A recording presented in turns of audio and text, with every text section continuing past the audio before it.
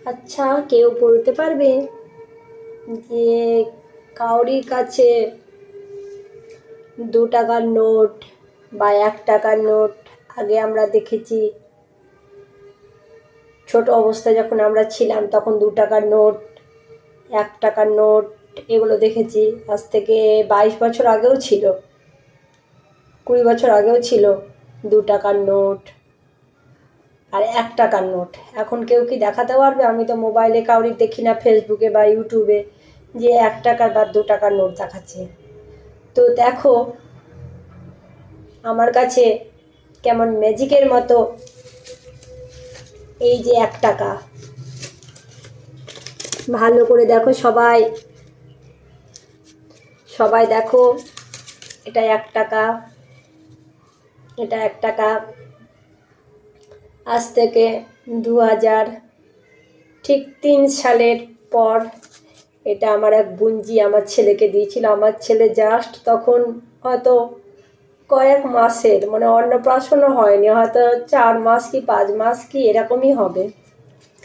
তখন ওই আমার দিদির মেয়ে আছে বুঞ্জি, সেও তখন ছোট ছিল, তাকে ওই হাতে এমনি করে গুজে গুজে ধরিয়ে দিত, ও চেপে চেপে ধরতো। তখন একদমই ছোট, এরকমভাবে আমি যেমন মুড়িয়ে ধরছি তখন এরকম বিছানায় ভাইয়ের সঙ্গে দিদি খেলা করতো। ওই দিদি আজকে কত বড় হয়ে গিয়েছে, সরকারি জব করছে। এই যে সেই 1 টাকা, এরকম অনেক অসংখ্য ছিল, যা কোনো কারণে সেগুলো খরচা হয়ে গিয়েছিল। এই যে দেখো বন্ধুরা, বা আমার যারা ফেসবুকে দেখবে, এই যে 2 টাকা, এগুলো আমি যত্ন সহকারে তুলে রেখেছিলাম। বাট সত্যি বলছি, মনে একদমই ছিল না যে আমার কাছে আছে বলে, কারণ অসংখ্য 2 টাকার 1 টাকার নোটগুলো ছিল। 5 টাকা তো এখনও আছে, পাওয়া যায়, হয়তো খুব কমই পাওয়া যায় 5 টাকার নোটগুলো, কিন্তু সেগুলো আমার হাজব্যান্ড খরচা করে দিয়েছিল।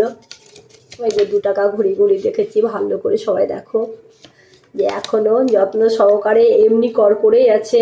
হঠাৎ করে জানি না, আমার সত্যি মনে ছিল না, ওয়াট গড বলছি, মনে ছিল না, কারণ আমি নানা রকম দুশ্চিন্তার মধ্যে দিয়ে কাটাই।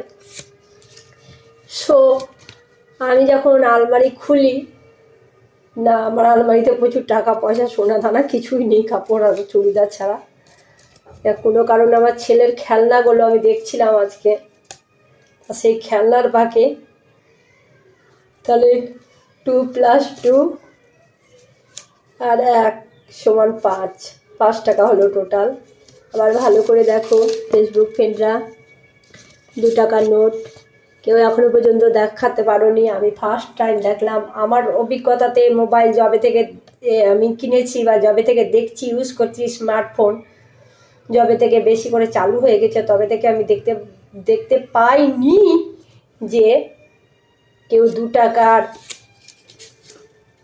আবার দেখো, আবার দেখাচ্ছি, এক কথা বারবার করে বলে। ভালো লাগলে আমাকে কমেন্ট করো, কারণ আমি কোনো ফেসবুক নয়, কোনো ইউটিউবার নই।